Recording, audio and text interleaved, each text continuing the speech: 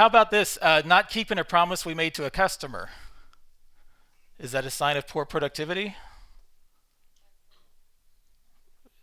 Oh, this is tough. Okay, how about this one? They don't look that busy.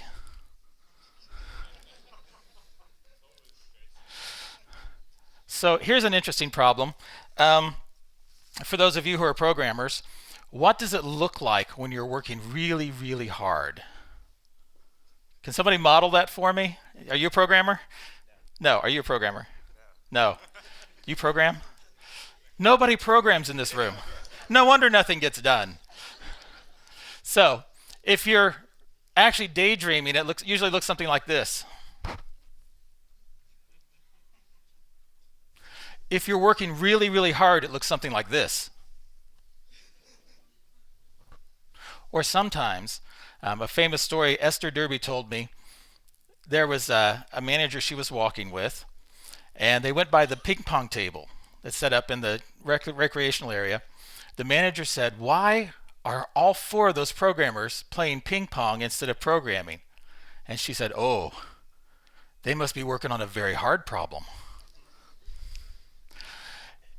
The problem with programming is it doesn't look like work. Here's one. Things used to get done a lot faster.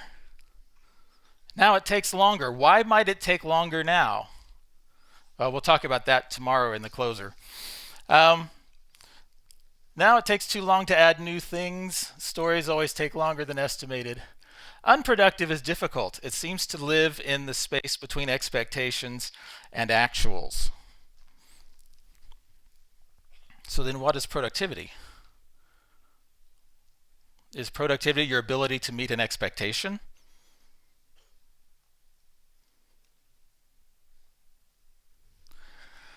Possibilities. How about this one? Lines of code per day. Everybody like that one? Okay, nobody likes this one. Function points per staff month. Cars in the parking lot at 6 p.m. I actually worked for the pathological manager who came in early to watch the arrival of the programmers. And then he made sure he stayed till 8 or 9 o'clock each night to count the cars leaving. And that was his basis for productivity. If you spend a lot of time here, you must be really good. And the person who got the productivity award was the employee of the month. He got $20 gift certificate to go to Olive Garden and have really bad Italian food. And that was his payment for abandoning his family for a month. And I thought that was more of a consolation prize than an incentive. Velocity. Is velocity a measurement of productivity? Is there anyone here who thinks it is? No, because we're in a smart crowd. It has nothing to do with productivity. Okay, well, this is difficult. How are we going to talk about it if we can't measure it this way? Well, let's take a look at some other possibilities. What if everybody's really, really, really busy? Is that productivity? No. How about if a lot of things are being done every day? You go to the stand up and there's a list of 5,000 things that were done yesterday and we expect another 5,000 today. That's not necessarily productivity, is it? How about a comparison of our inputs, which is our time and manpower and intelligence, compared to how many outputs we have? Do you guys count stories? It's getting a little closer. Here's where the rubber really meets the road is that we're talking about the ratio of the value of our outputs to the cost of the inputs. Now we have a real problem. How do you measure value? And of course, that's usually over a period of time. What I suggest is that we need to think more about our outcomes than our outputs. If we've concentrated our efforts on trying to create outputs more quickly, we may be missing the great productivity. If I could sit on my butt in my office for 28 days, and then on the 29th day, I write a feature that makes my company $1 million, was I productive that month?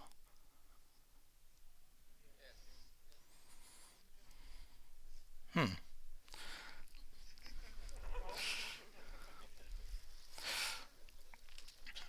Well, this is different in software. Often in software, we think we are buying a thing, but we're not buying a thing, right? There's something different about software. What we're wanting is to have a change in the way people work. We want to have a variation, hopefully an improvement in the way the world works around us. So it's very different from a manufacturing background. If I was in a manufacturing background, it would look sort of like this. I'm producing cars. What's the value of a car? About the same as the last one, right? How much variation is there in value from one car to the next if they're coming from the same line? Really nothing, right? It's very consistent. The ordering of the cars doesn't matter much. So more or less, outputs are what we measure. In factory work, outputs are what we measure. This is an interesting problem, by the way. Historical context. Before 50,000 years ago, there was no language or humor or anything. We reached a point called cultural modernity when the world exploded and suddenly we had culture and language and music and comedy and pornography and all the things that people consider make us human. Only 50,000 years ago. Now, if you go 400 years ago, you would find the ancient early philosophers dropping rocks off of towers to see how the mechanics work, right? So we get Galileo. You go 300 years ago, that's the beginning of the Industrial Revolution. Now, to this point in history, everyone has been known and measured by the work that is done with their hands. You produce a physical product. How many people produce purely intellectual work 2,000 years ago as a percentage of the population, do you think?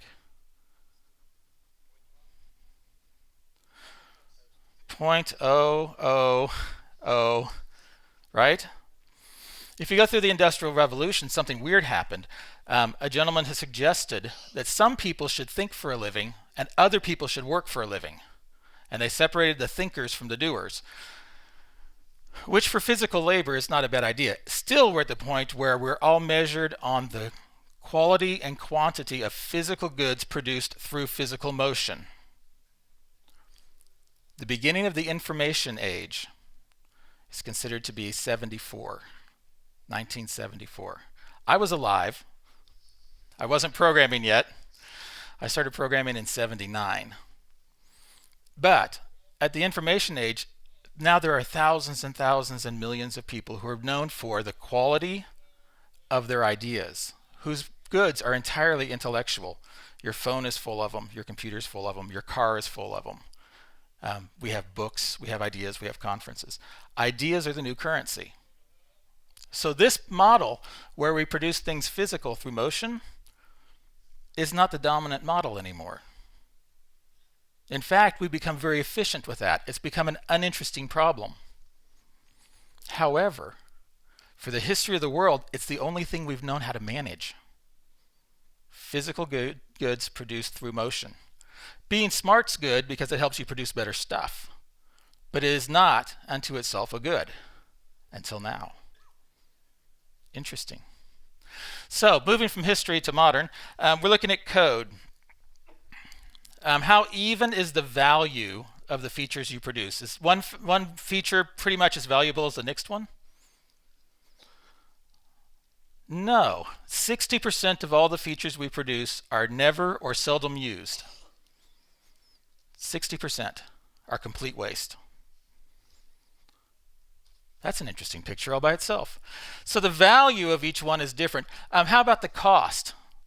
Does each feature have the same cost? No. Oh, that's interesting. How about the order of delivery? Does it make any difference what order I write the features in? Okay, so it's clear that we can't manage software the way we manage producing physical goods. So we have to have a whole new discipline. In the original world, the outcomes are roughly equal to the outputs. Provided I have people willing to buy, the more I produce, the more I make. But that doesn't apply to software. In fact, most of our features have no outcome 40% of them have decent outcome changes, and a very, very small percentage, probably less than 20%, have a huge impact in the world.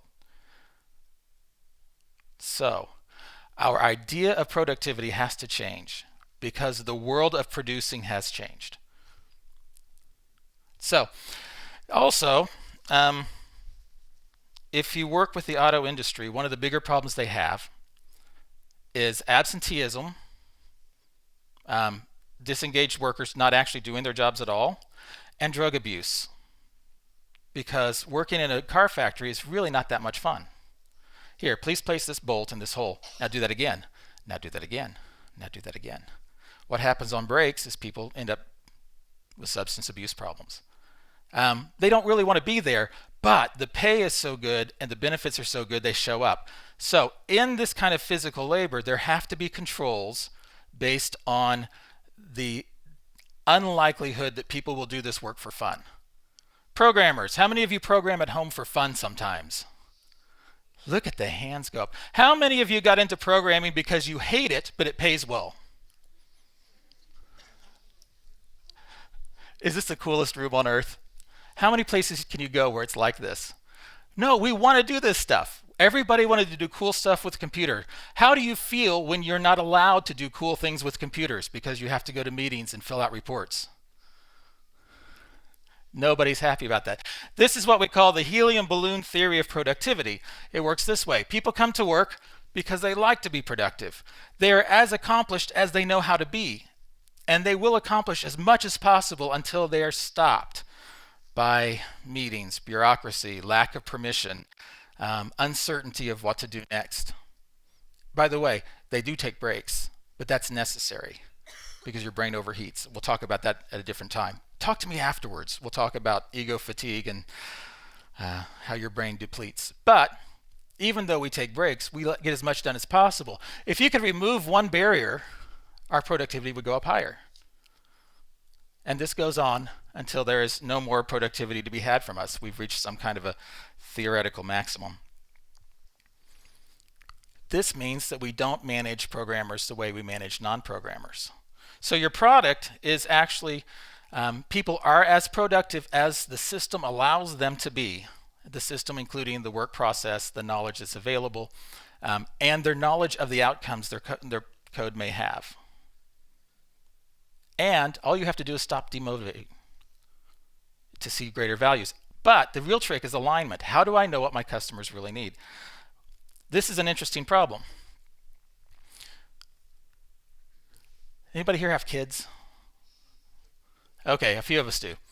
How many times have you gone to the store and you bought the really cool new toy, the one that takes a lot of batteries and recharges and has lights and bells and makes horrible noises, right?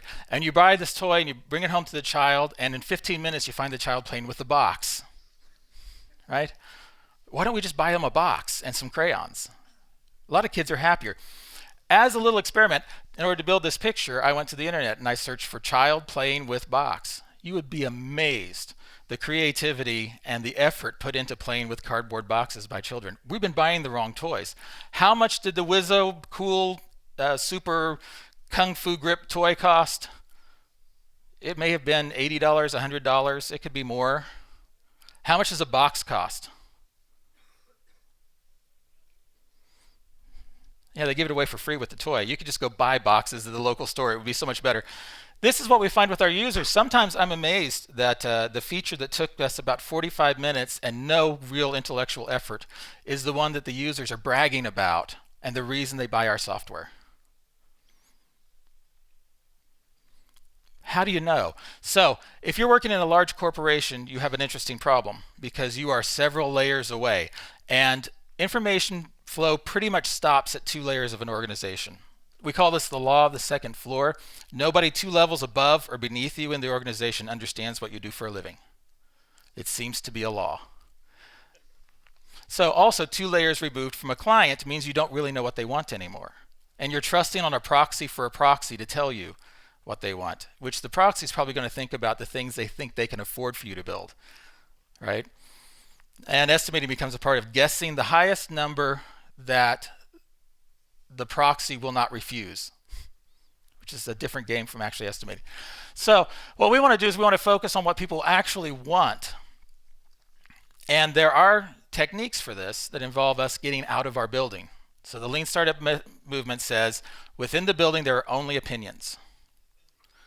My customers, I'm with Industrial Logic. We do training and coaching and e-learning. So we have special e-learning courses online.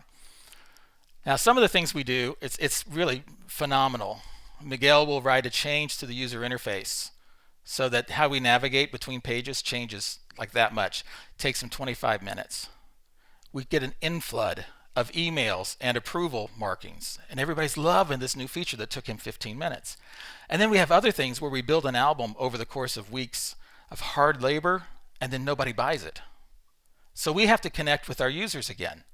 When we connect with our users and find out what they want, the thing that everybody really loves is we put in programming exercises.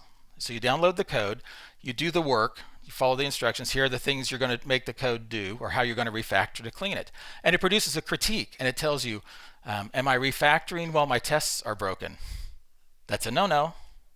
Refactor on green only. Do I run my tests often enough? Do I use the automated tools that my IDE provides me? There's a lot of little micro habits, and it comes back up with graphs, and it explains to you how well you're doing. People love this feature. It definitely differentiates this from typical read the slide e-learning, which is, hang me, I'm bored. So those are the things we know to spend our time on, but we have to be talking to our customers and engaging them through multiple mechanisms. We have to have rating systems, we have to have email feedback, we have to go visit. And by doing this, so we're never going to stop doing live classes. That's how we connect with the customer and find out what they want. And sometimes the things that they want the most are the easiest things to provide. And now we avoid doing hard work. We're becoming creatively lazy because that makes us more productive. Look for the box. Forget about the toy. There we go. And as you know, the real secrets to it, though, to productivity is most of our time goes into waits. So we do a piece, we hand it off to somebody. We wait for them to do the piece to hand it back to us. What do you do when you're waiting for somebody who's an expert? You have to ever hand something off to an architect or to a DBA or to testing, and you wait for it? What do you do while they're working on it? Most of us take another job, another task, another story. But then that one also has to wait, so we take another story. Okay, now we have 3 stories in flight, consumed, but nothing's done yet, right? So this turbulent workflow of waiting for experts is actually where our productivity goes. Most of us, if we could eliminate silos or find a new way to work with our experts, we could increase productivity by probably about 45%. Your time really goes into waiting for other people. But the biggest pain, the most costly thing we do is we stockpile our pain. Okay, it's hard to make a release. So let's only make a release every quarter. It takes a long time for us to sync up all of our branches to version control. So let's just do this at the beginning of the month. And we'll just hold on to these branches because actually pushing them back to the core is going to take a long time. So let's stockpile that pain. You know what? My colleague and I, we don't get along. But I don't want to talk to them about it because if I do, it's going to be a confrontation. It's going to take time. We're both going to feel bad. I'll just push that off until it gets really, really bad to where we can't stand each other. Right? I don't really understand this technology, but I don't have time to learn it right now. So what I'm going to do is hack badly for the next 3 years and create a lot of bugs until finally I decide to invest the time in learning. Stockpiling pain next to the wait states is the most expensive thing we can do. And the last one is, unfortunately, each of you only owns a single human brain. How sad. A single human brain is really not enough to do anything really interesting. Dijkstra's chapter in structured programming way back in the 70s was on our inability to do much. So the biggest waste of productivity is tasks per person. If you want to get something done, put enough people on it that it gets done well and quickly. And then go take one other thing to do. But we divide up our time to where you have partial brains per task instead of people per task.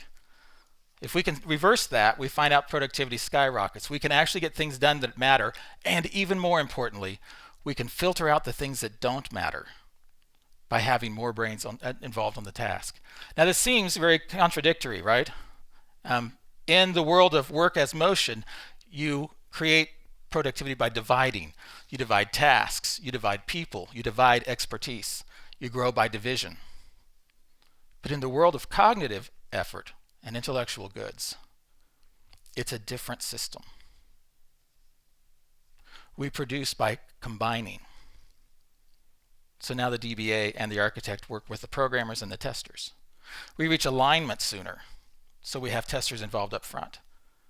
And we smooth out the turbulent flows. We share the learning, and we focus on the outcomes. If you can do a great job in half the effort with twice the people, then you're much more productive overall. You can have a bigger effect in the world. So that's all I wanted to give you today, really, is to share these simple ideas. It's a new world now. It's different. And in the new world, we produce intellectual goods as intellectual beings. If we can learn how to manage that, it will be the first time in human history people have really known how to do that. And that's going to be up to you. Thanks.